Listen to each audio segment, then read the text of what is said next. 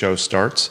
The man's been on the Virginia ACC college sports and professional sports beat for 50 years, and he has institutional memory, in particular for ACC and UVA sports, that frankly no one can duplicate.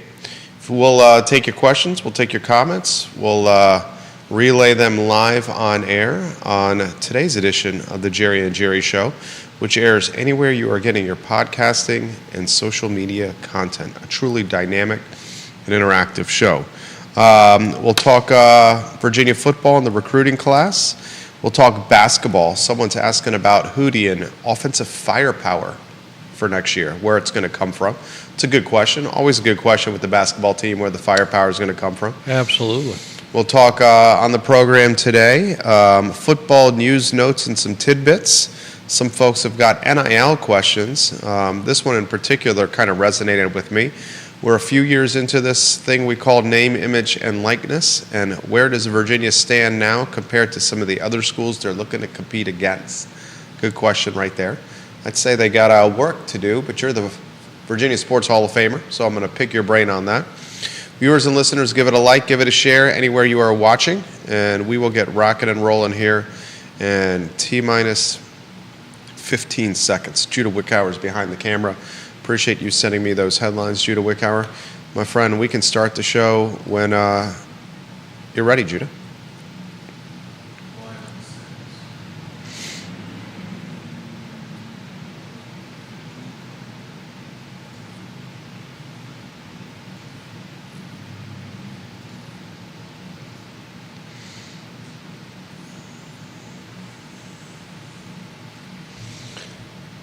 Good Tuesday morning, guys. My name is Jerry Miller, and thank you kindly for joining us on the Jerry and Jerry Show, a program about Virginia, ACC, and college sports in particular that features a man who needs very little introduction, the Virginia Sports Hall of Famer, Jerry Hootie Ratcliffe. Whether on press row, whether at the Virginia Sports Hall of Fame, a golf course near you, Hootie has become a household name, and I thoroughly enjoy chatting with him every Tuesday morning about topics that are passions of mine, UVA sports in particular.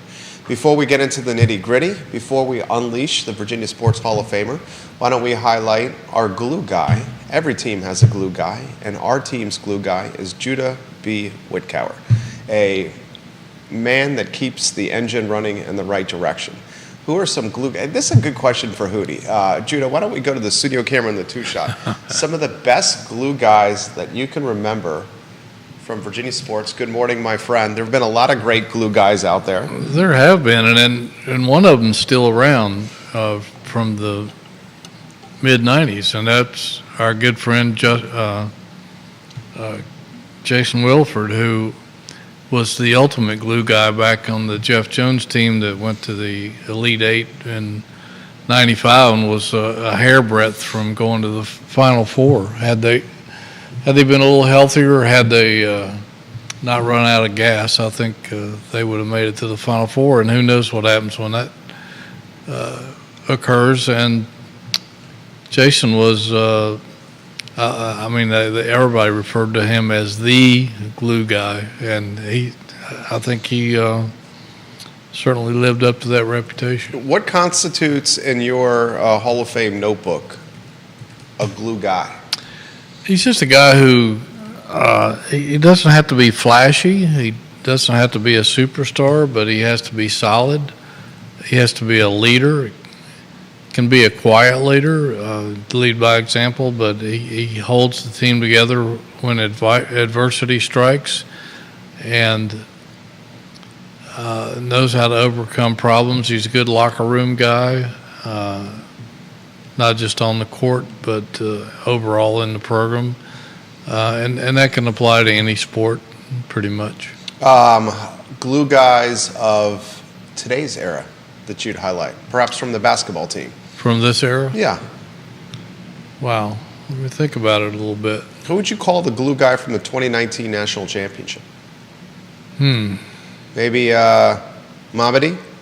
Kihei? I guess Kihei was a freshman on that team. Kihei was a freshman, so it would be hard to expect. I think Todd Jerome was one of those guys, even though he did have flash to his game and all that, but he was a guy that wasn't afraid to get in the other players' faces and tell them what needed to be told. Good locker room guy, good on-the-court guy, good leader.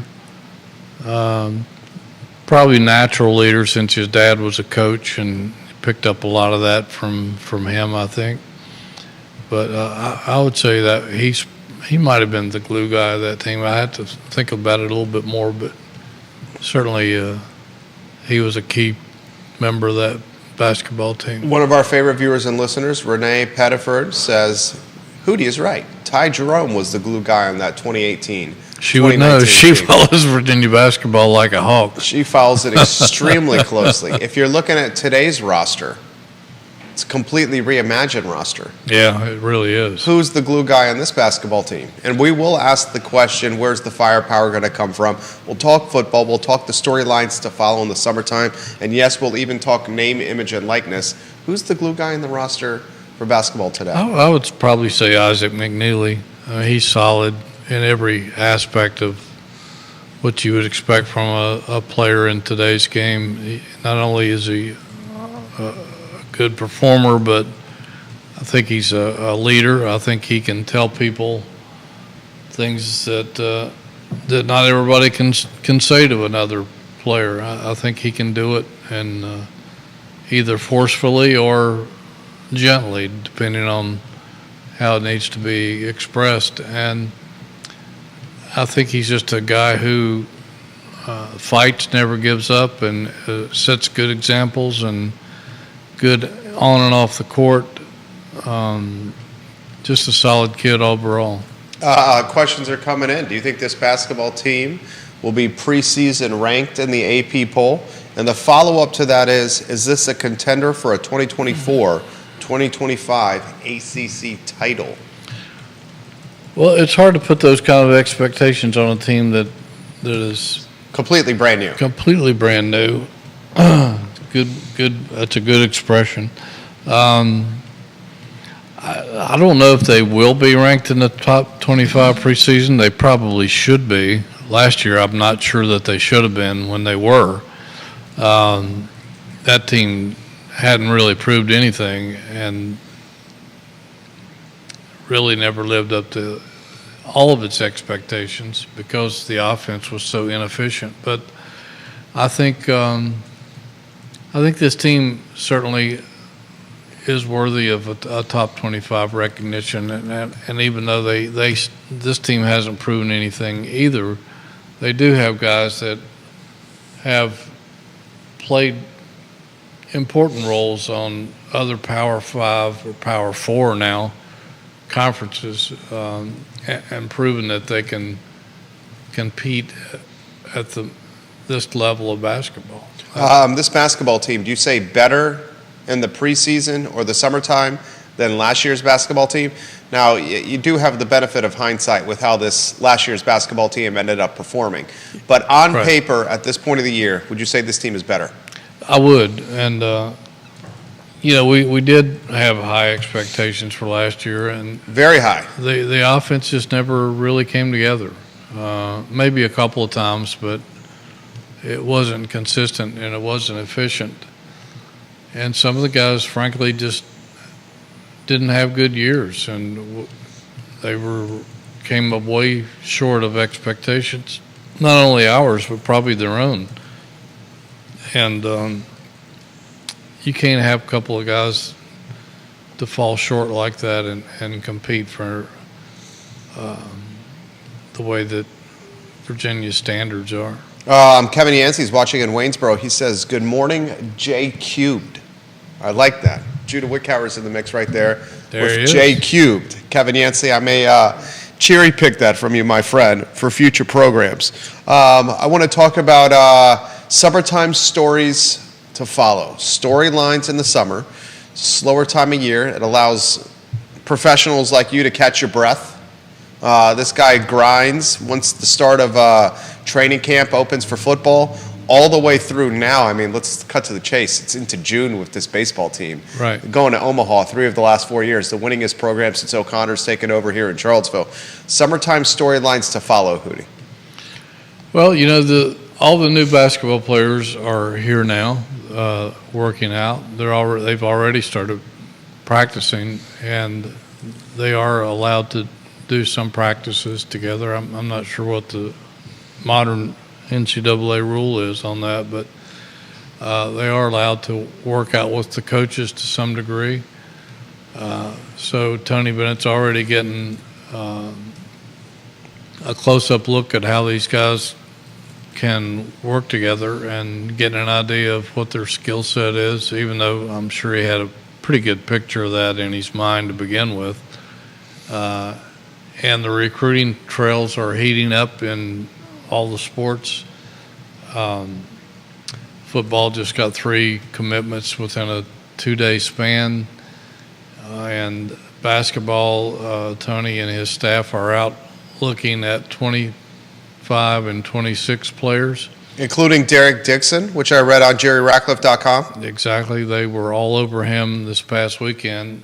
Every game he played for his Gonzaga, with his Gonzaga teammates. And so they're scouring the countryside looking for talent. And meanwhile, you know, camps will be going on. Football players some of them are, I imagine, here doing their summer workouts, strength and conditioning. Everything's kind of on pause right now. The baseball and other sports, some of those sports transfer portals are open.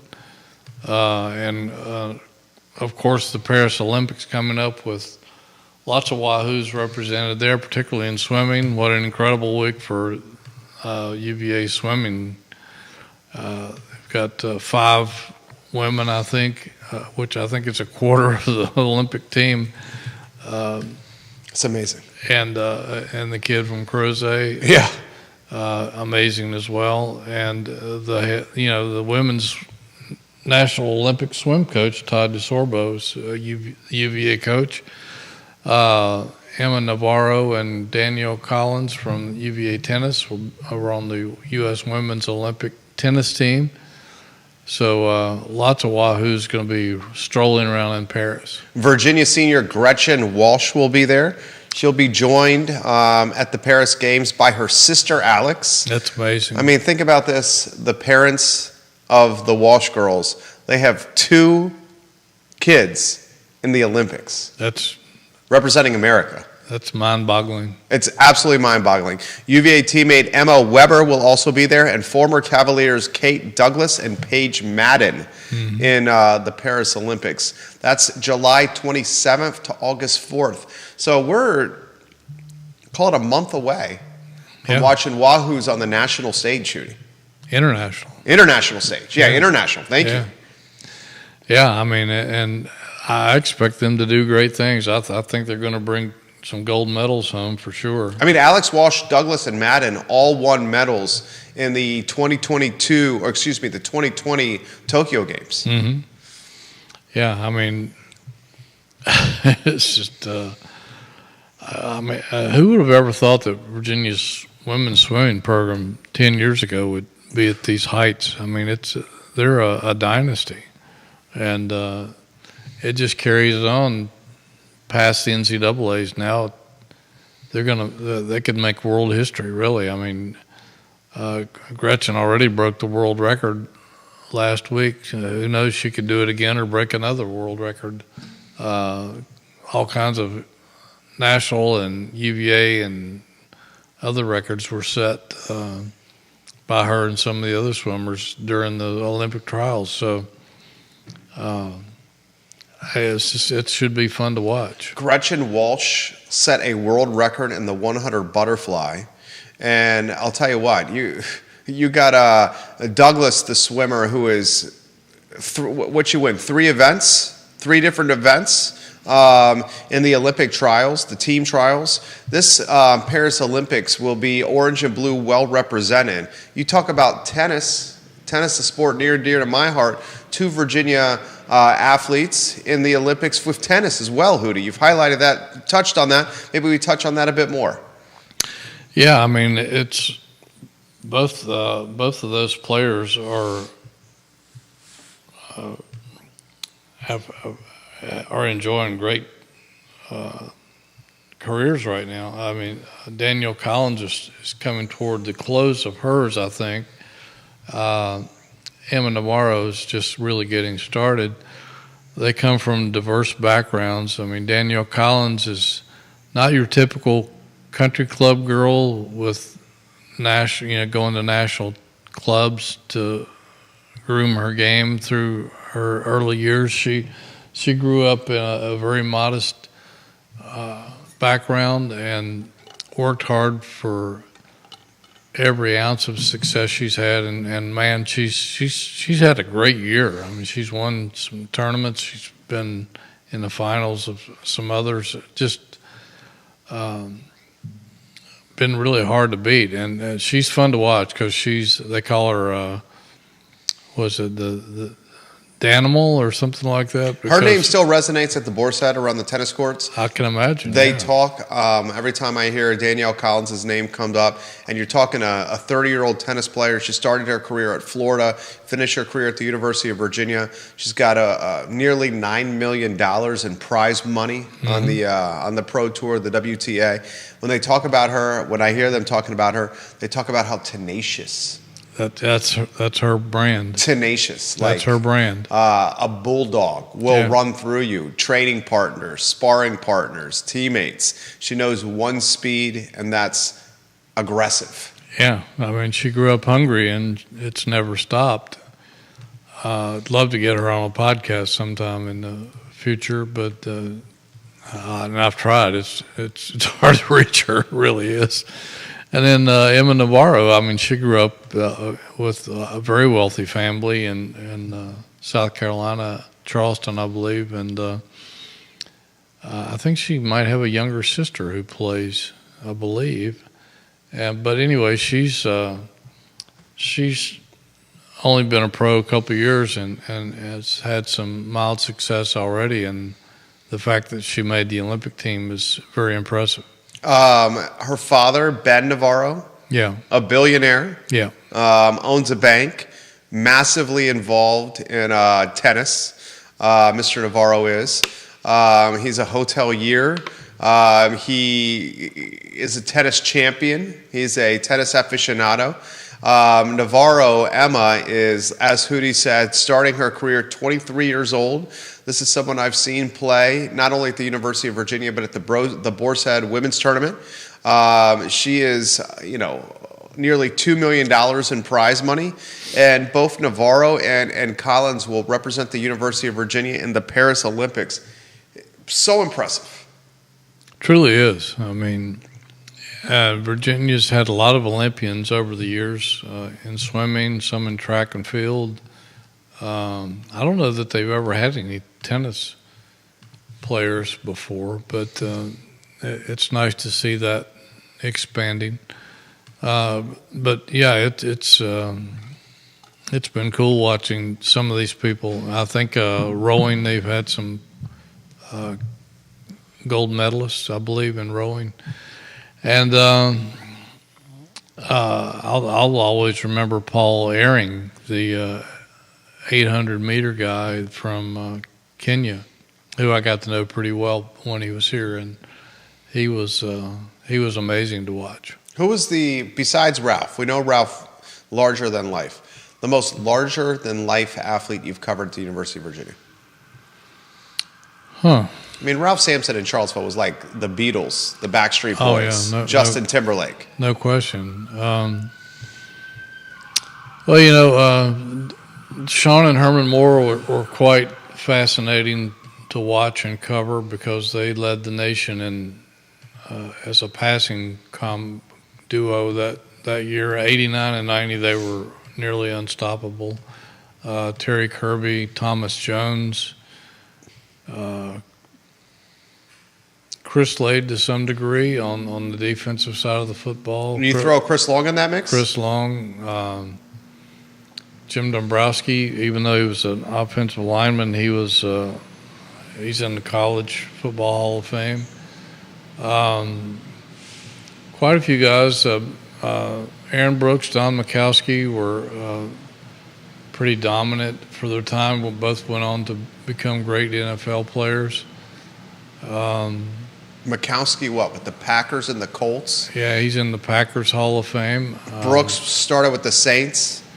Yeah. A dual threat quarterback before maybe dual threat quarterback was a thing. He probably was Michael Vick before Michael Vick. He didn't like to run the football, and he admitted that. But had he been more of a runner, I think he would have put up Michael Vick type numbers in college. But he became a guy that wasn't afraid to run it. But he ended up throwing for an incredible amount of yards with the Saints. Viewers and listeners, let us know your thoughts. We'll relay them live on air. This is a very good one that's come in. First, we'll get to this comment from Waynesboro. Not sure where he's from, but how about the 16-year-old sprinter qualifying for Paris from America? That's a fantastic story to follow, Mr. Yancey. This is a good one for Hootie Ratcliffe. What's the storyline you're following the closest when it comes to Virginia football? Then William Brown, I got you on deck with your comment, my friend. Well, there's really not much going on in football right now. That won't heat up until early August when training camp starts, but there'll be numerous storylines at that point. I think whether Virginia's defense can return to its form from 2 years ago. Last year was a big disappointment. They had a lot of injuries, and as we know, the program is not to the point where it can afford a lot of injuries because there isn't a lot of depth. But some of the players they have on that side of the ball are outstanding. They have two of the top-rated defensive backs by Pro Football Focus, which means they should have one of the better secondaries in the ACC for sure. They've got a lot of experience up front. They have a couple of budding stars. They have a couple of transfers. Offensively, I think the quarterback race is going to be an interesting dynamic. I think that's the first storyline to follow. How does he manage that? He's got two starters. He has two starters. Is it platoon? Is it one guy, his job, one guy's the clear-cut backup? I don't think it'll be a platoon situation. No. I think somebody will win the job in training camp and keep it unless they're injured or just not having a very good game, and he knows he has somebody else who can come in and get the job done. So it'll be interesting to see how that works in training camp as to whether Musket, who owned the job last year, only lost his job because of injury but got it back, then lost it again because of injury. Whether that's still going to be the case or if it's an open competition and the best man wins, which could go to either guy. It'll be interesting to see how far the youngster has come with a year under his belt of experience and now a second spring and a full summer to work with his receivers. And the offensive line is certainly going to be a big story.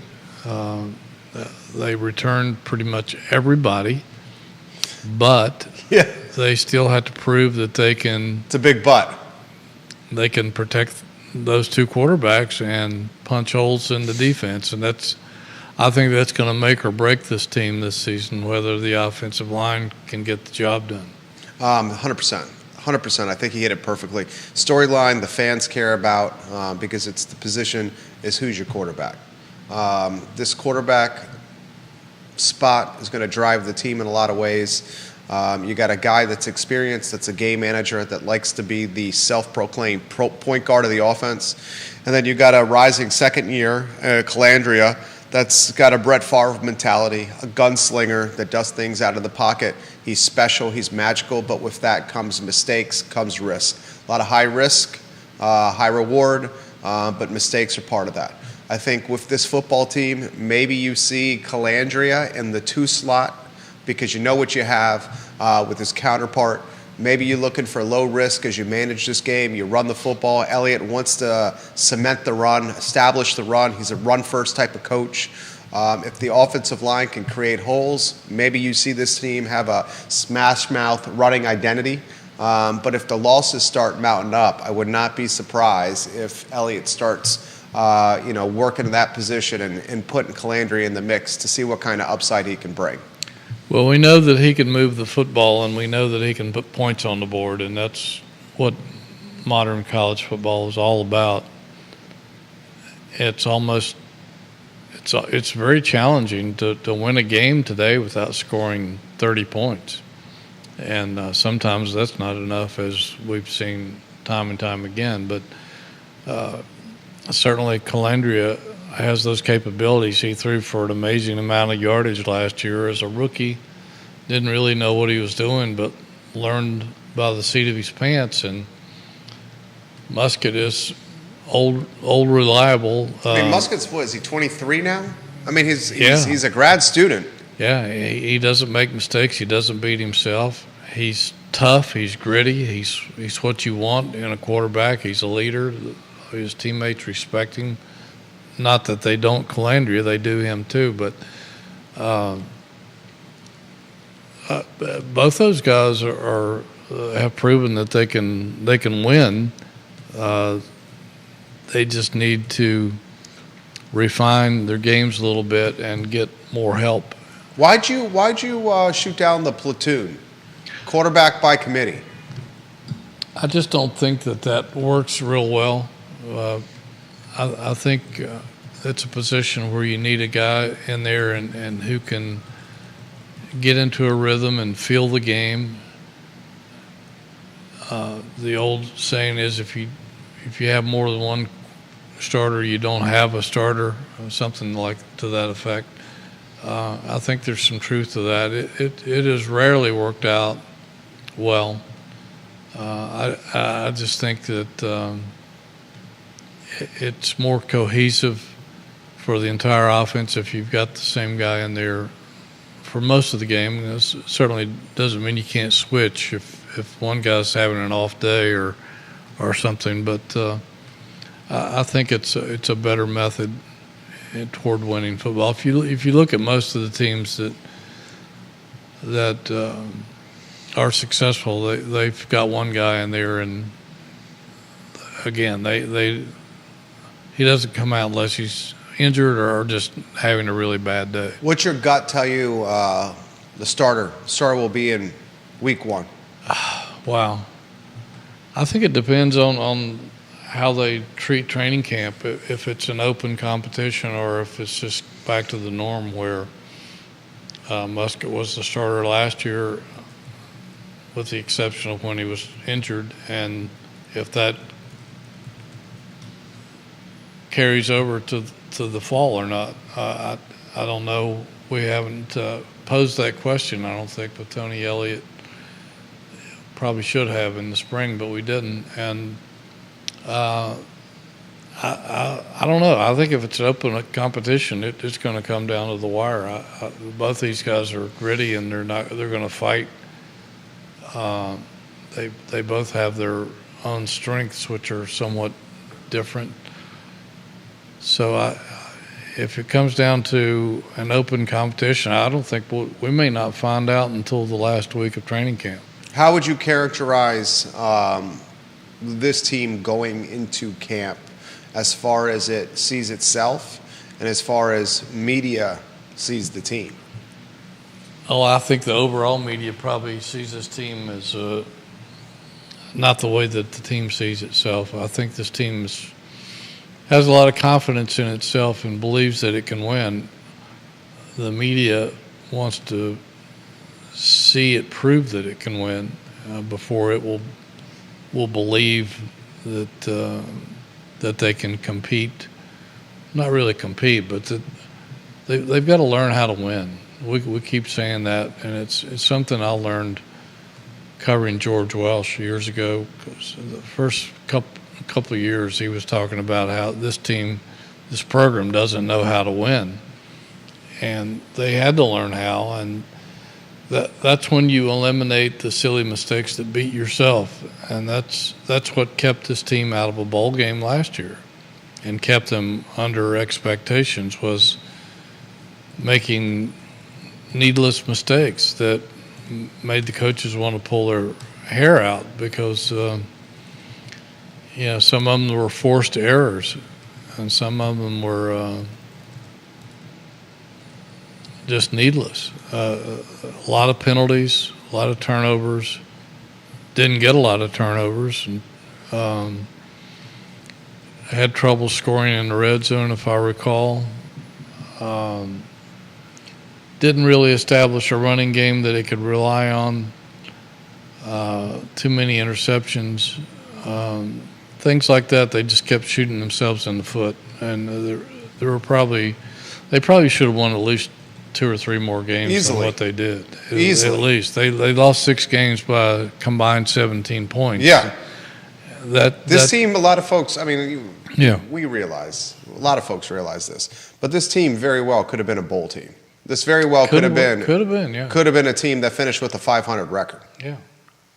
Could have been. You'd be playing in one of the cold weather bowls, but that's okay. You got to start somewhere, and that would have been a major success for those guys. Would have been a completely different storyline going into the year with Tony Elliott's job. Tony Elliott might have been coach of the year. That's what I'm saying. Made a bowl game last year. Yeah. And they weren't that far away.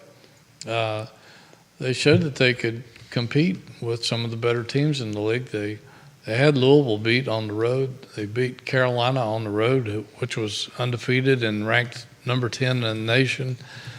And they kind of gave other teams a blueprint on how to beat Carolina, because the Tar Heels were never the same. They were average after that. Yeah, they were never the same after that. Say with the quarterback play. Yes. They could have beaten NC State, who was obviously a bowl team. Could have beaten Boston College. They just they competed well against most of the teams they played against. They just kept making mistakes that killed them. Comments coming in. Chad Wood, a diehard Virginia fan watching the program. What you love about Calandria is what you dislike about Calandria. Turn down the turnovers and he will be fine. However, risk-taking is what makes him so fun to watch. And he highlights the schedule does not do this football team any favors. Hootie's been very quick to highlight this schedule. I think some of the language you used, I don't understand the schedule. I don't. And some of it was probably made before Tony Elliott got here, and maybe some of it maybe even before Bronco got here. But my philosophy, and I've covered football so closely for all of my career. It's one of my passions, and you can't help but notice that programs that have fallen to Virginia's level of the cellar or near the cellar in the ACC and in other leagues, but particularly in the ACC, if you'll notice, the way you rebuild a program is not going out and taking on the giants of the college football world, like opening up at Tennessee last year, for example. That was absurd. You knew you were going to get killed. Yeah, you got some money out of it, but you knew you were going to get killed. That was going to strip what confidence maybe you had going into the season. You had your starting quarterback injured in the first game. Early in the first game, if I recall. You do like Wake Forest did. You do like Duke did. You do like NC State did. You start playing, you find the worst teams in Division 1A or FCS, and you play them routinely until you get over the hump and you win 6 games a year and you go to a lousy bowl game, but it's still a bowl game, and that's what attracts players, and it helps elevate your recruiting, and it gives you more visibility. It gives you more practice time.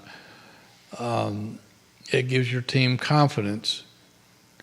You don't have to go out and take on the better teams out there when it's not necessary. If you win all of your 4 non-conference games, you only have to win 2 conference games to be bowl eligible. So those programs have used that map to make their programs winners. And look at how many bowl games that Duke and Wake Forest have been in lately, and NC State as well. They're well past that, but that's how they got things turned around when they fell on hard times. And I think that's the way you do it. I don't understand why you go out and you purposely try to find difficult teams to play when it's not necessary at this time and place. This team matchups that are beyond challenging. You're at Death Valley.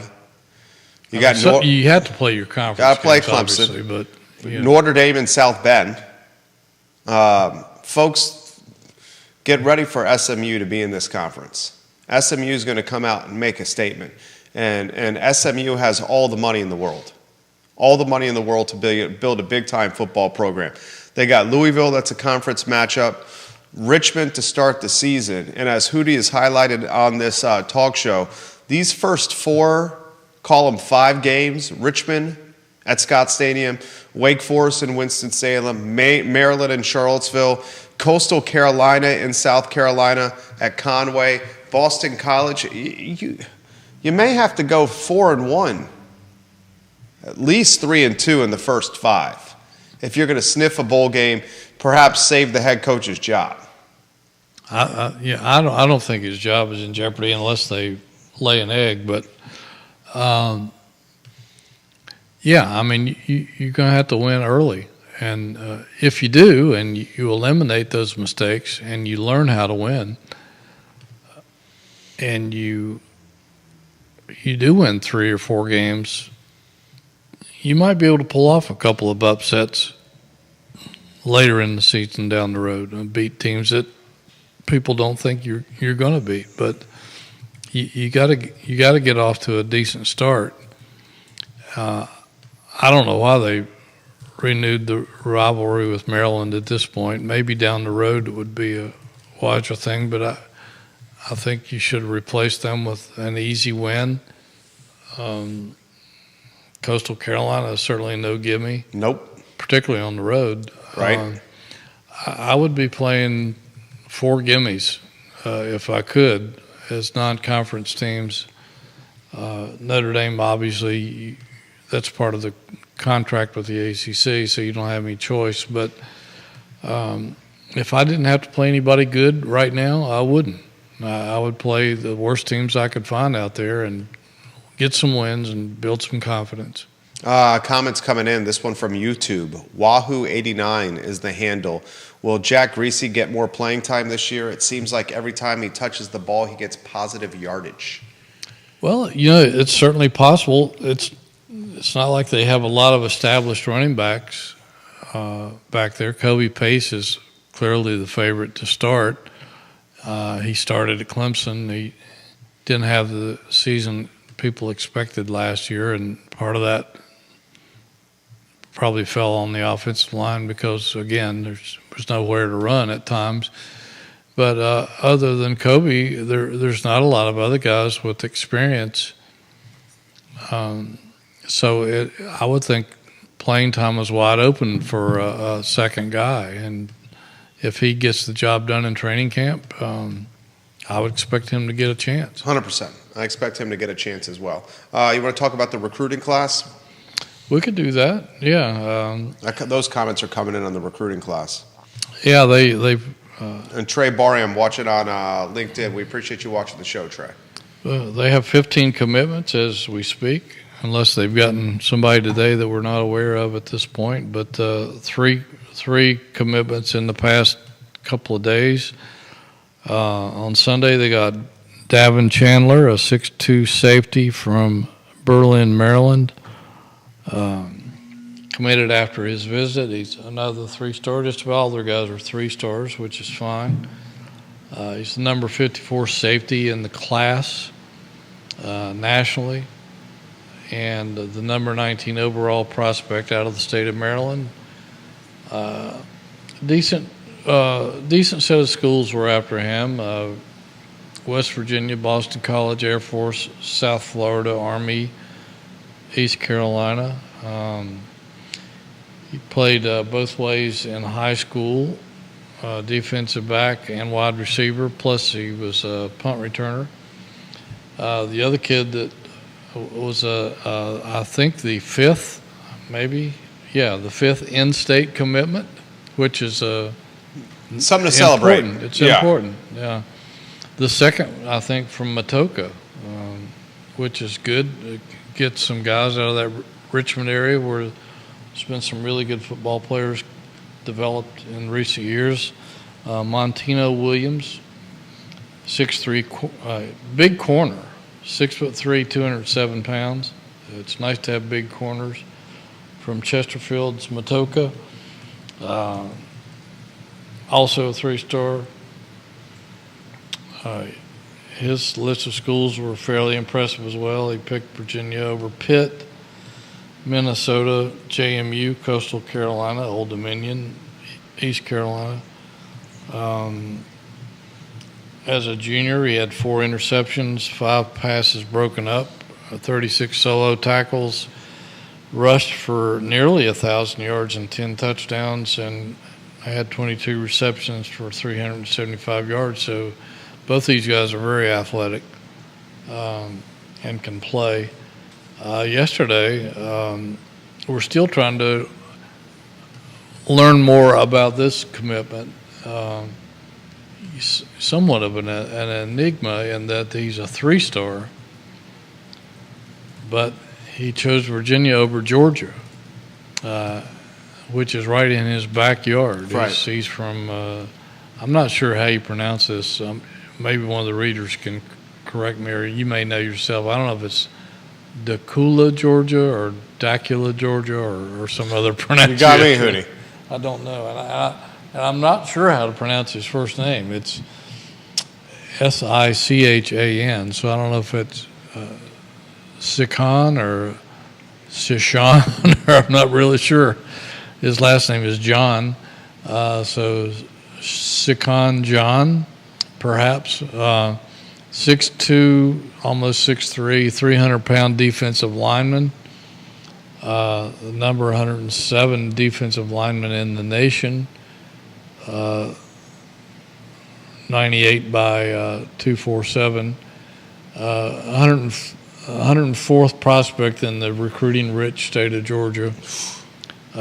He also had offers from Maryland, Boston College, Louisville, Tulane, Appalachian State, and Georgia Southern Georgia State. He had visited Virginia 3 times, including this past weekend, and decided to commit afterwards. It's been hard to find out information about him at this point. We're trying to get a hold of his coach. Couldn't get a hold of him last night.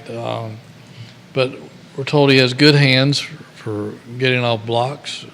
He's starting to mature physically. At 6'3", 300 pounds, he could become a monster. Strong lower body, which is a good frame for stuffing the run. And he squats 635 pounds and has a 30-inch vertical, so he's pretty athletic for his size. But that's 3 decent players, 3-star guys who were offered by other pretty good schools. They're certainly climbing up some of the recruiting rankings. Yeah, rankings. The last I looked, I think they were around number 40. Yeah. That was before this influx of players, I believe. So could be higher now, and that's because we were worried about that. Major improvement over last year when Yeah. they were in the 80s by Right. some of the services. But yeah, they're showing some signs of life in recruiting and waking up in the state of Virginia a little bit, which is is major. I think 5 in-state recruits. I think there were totals of 2 or 3 years where Broncos staff couldn't sign a combined 5 in-state recruits. So that shows that they're making some inroads back within the Commonwealth. Especially after the debacle in Scott Stadium against the Virginia Tech Hokies, where Yes. we all feared that this was going to have significant and long-lasting in-state recruiting impacts. True. Mr. Chad Wood pushes back slightly and wants your thoughts on Coach Elliott's security, even if he does not make a bowl. You feel he's secure in that scenario? Yeah, I think if they lay an egg and they only win 2 games, Then if they win 3 games, that it's going to be pushing. I think they're going to do better than that, honestly. They have 85% of their offensive productivity returning, which is in the top 5 in the nation. They just got to, again, they've got to cut out mistakes. But if he comes out and totally flops, he could be gone. But I think otherwise. I don't think Virginia's going to fire a coach after 3 years, unless it's just an obvious disaster. But I think if he wins 4 games, possibly 5 games, I think he's very secure. I think it shows signs of progress and signs of developing. He now has the football operations center, the Hardy, after Robert Hardy and Yep. his wife Molly. the rector of the Board of Visitors, owner of Keswick Hall, Yep. among others. They have that building now to showcase, which should help attract a higher level of recruit. Randy Clark in Gilbert, Arizona is asking about that. He says, have you toured the new operations facility? I have toured it. I toured it. It was right during the super regionals, so we didn't get a chance to write a lot about it at the time. I did write one story about it, and this week I'll be doing a little bit more thorough story, particularly about the weight room, and I'll be giving a little virtual tour of some of the videos and photographs I took. My son put a nice piece together on that, and so we'll be showing that on our website, which essentially shows you every room in the building, from the weight room to the training room, the sports medicine room, the recovery room, players lounge where they eat, a little tribute to the 3 tragically slain players. That was very important to Tony Elliott to have that included, to the locker room, which is mind-blowing. It's James Bond quality, Jerry. You can use your eye scan to told me about get into the building. State-of-the-art stuff. Team meeting rooms, position meeting rooms. The coaches' offices weren't complete at that point, so we didn't get to go in there. But a really solid building. I mean, it doesn't have some of the bells and whistles that perhaps the Oregons and the Clemsons and some of those schools have, but it's very functional. It has everything a player needs. It's all under one roof. They can eat, study, sleep, hang out together, bond, recover from injury, etc., all under one ceiling, and that's pretty nice. I think the players were blown away when they went in, and I'm sure some of these recruits coming in are getting blown away as well. Comments are coming in quickly here. Chad Wood says, thank you for that answer on Coach Elliott. Hootie, this one's come in. Does the new facility stack up with the perennial powers? I think in terms of efficiency, it certainly does. Again, it doesn't have some of the thing. I got a personal tour of the Oregon building when I was out there a few years ago, and that was and may still be, the Taj Mahal of all the football buildings in the country. It was the first one, and nobody knows really how much money they spent. I spent time with the assistant AD that day after my tour, and we talked about the building extensively, and I asked him, because a lot of people knows that Phil Knight and Nike money was behind that, and I asked him, I said, well, there's rumors of how much money you guys spent on this building. He says, I don't know, and I don't want to know. And I know they went to the extreme. They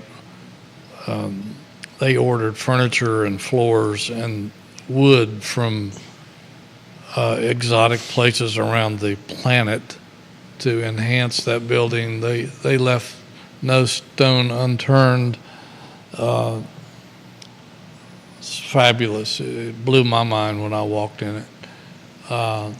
Clemson has all kinds of things like a barbershop and a putt-putt course and a slide, I think, that the players slide from one floor to the other like a sliding board or something like that. But, and I think Dabo said that, yeah, it's bells and whistles, but it also gives the players a chance to bond together, or they might not otherwise. So I could see the purpose behind that.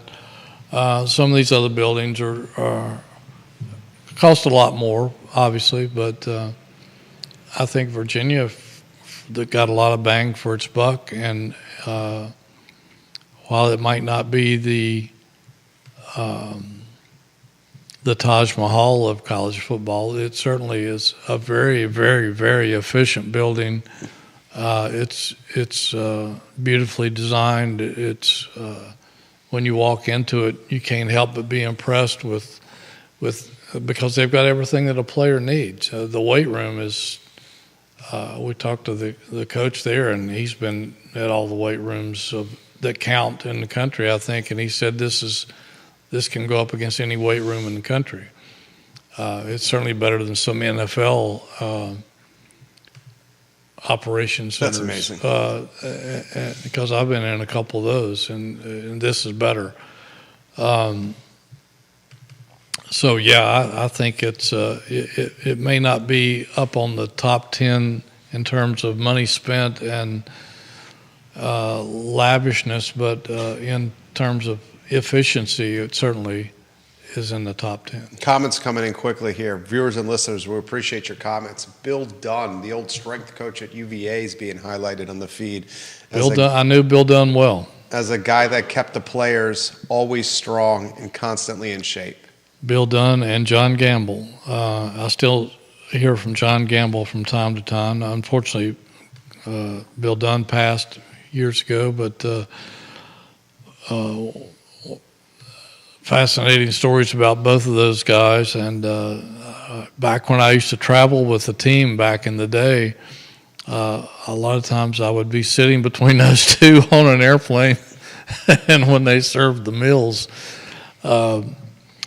both those guys were eyeing my food as soon as it hit my plate, and I didn't eat a lot, and I'm a very slow eater, and they gobbled their food down very quickly, and I'll never forget them looking at me and say, "You gonna finish that?" And you're like, "Yes." But anyways, I have so many great stories, particularly about John Gamble, because he was a heavyweight power lifter on the national scale, and I'll never forget Bill Dunn going over and watching them work out. This is when they were trying to build muscle on Ralph, and Ralph at that time could do some curls that some of the football players couldn't do. I mean, he was pretty strong. People didn't realize it, but. Bill Dunn said, "Here, feel John Gamble's shoulders, feel his arms and stuff." I feel particularly comfortable feeling another guy's arms, but I did, and it was like feeling a rock with a very thin layer of something over it. Skin. Yeah. But it was like a solid rock. And I'll never forget talking to him. I think he was in Houston one night before the national competition. He was defending his national heavyweight powerlifting championship, and he had to make weight. I think it had to be, I want to say 275 pounds. I'm not sure. This has been a long time ago, but he had to somehow lose 3 pounds that night. And it was like 7 o'clock at night, and he had to lose the 3 pounds overnight. And he wasn't eating. He was, I think, drinking as much water as he could.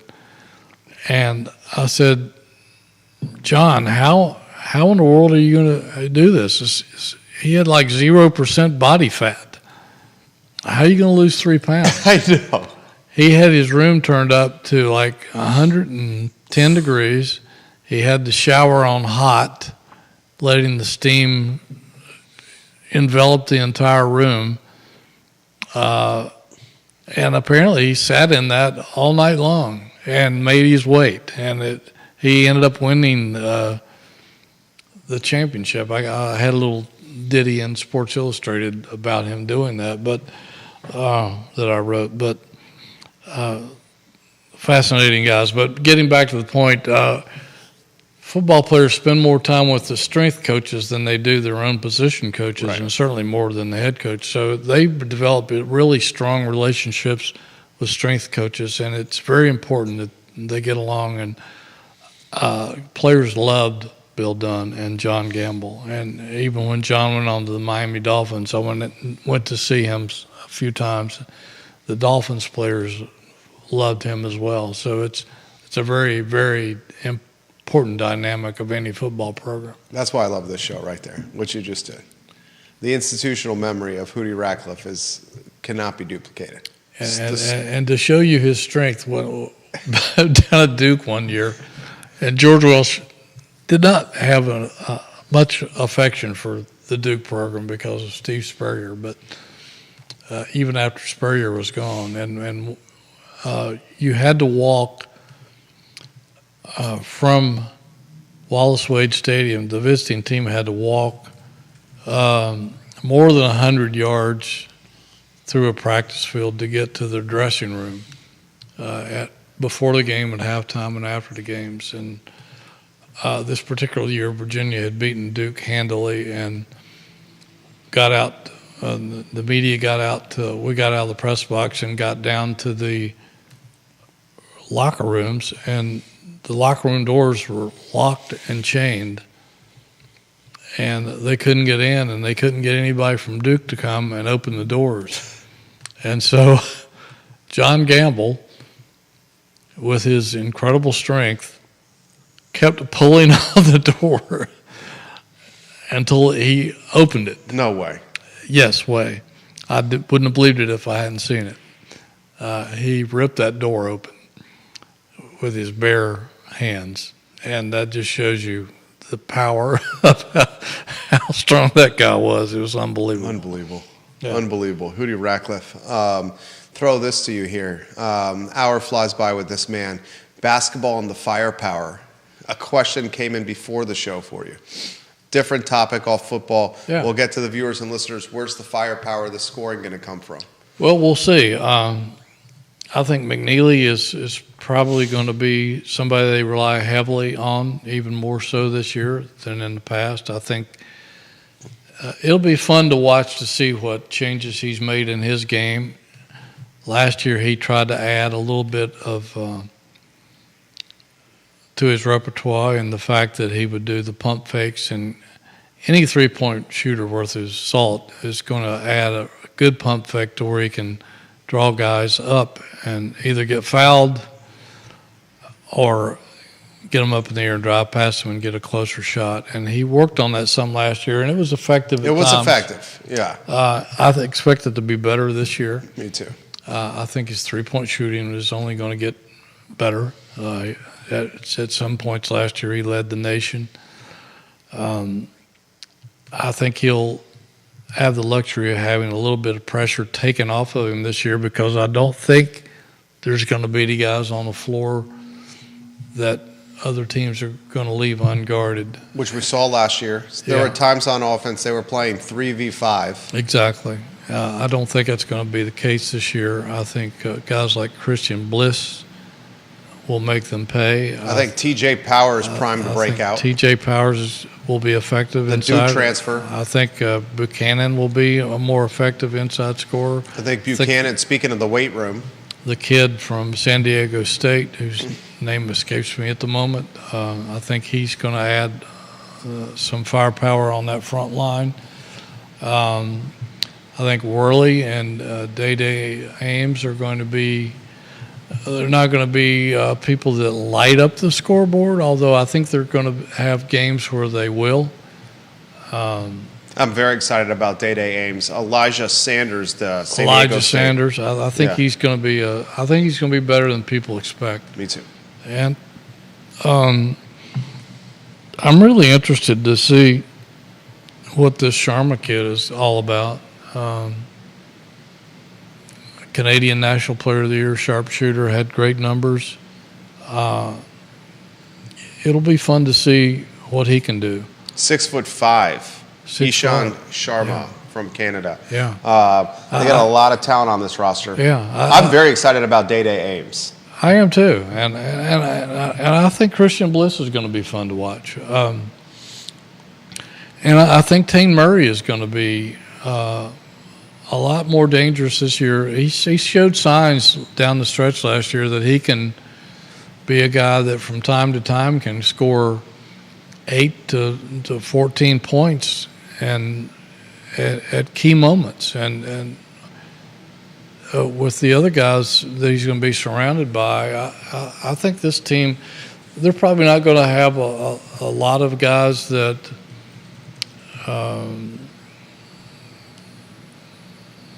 I don't know what the proper terminology is, but they're not going to have a lot of guys that are going to fill it up every night, but they're going to have guys who are stable and efficient, and that's all you need. You don't have to have 3 guys that score 20 points a night. I think they're going to certainly have that many nights, and maybe even more. But I just think this is going to be a highly efficient offense that's going to be hard to guard, because there's going to be a lot of guys who can attack you, and you can't leave anybody unguarded.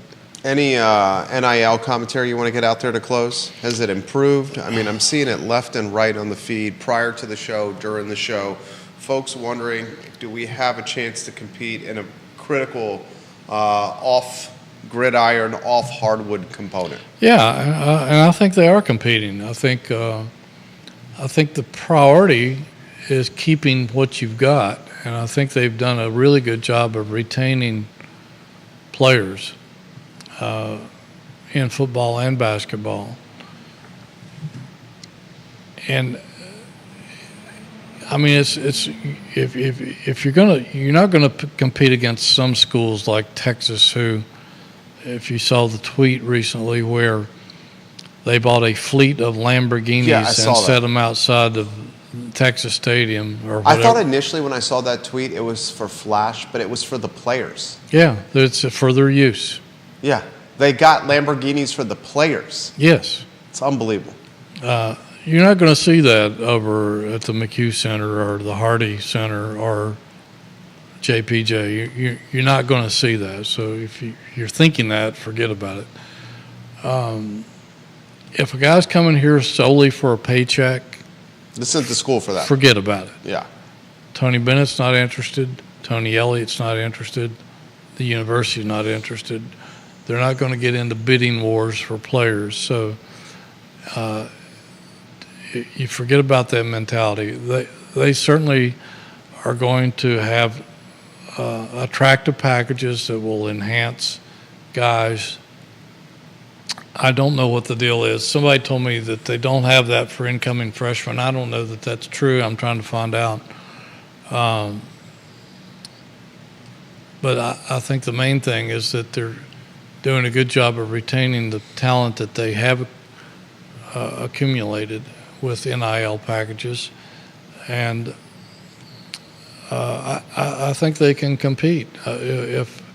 If a kid comes in and the first question out of his mouth is how much can you pay me, that's an immediate turnoff, and I'm not sure that they think that guy's a right fit for their program. Are you going to lose some talent that way? Yeah. But do you really want that kind of guy in your program? Because it could be a locker room problem, a major problem. Certainly some guys are getting paid decent amounts. We're trying to find out more about that as we go. It's not like that Virginia broadcasts how much the NIL packages are. I'd love to know those numbers. We're trying to find out more about that, and we will, I'm sure, as the summer progresses. But can they compete for players? To a degree. Again, they're not going to go out and get into bidding wars for players. They've let some guys go in the recruiting process because of that, and frankly lost some guys because of that. But again, they say they're doing it the right way. They may have to adjust that as we go. I don't know, but it's not like a wide open thing where the information is available to media or the public. So we're trying to find out more about it as we go.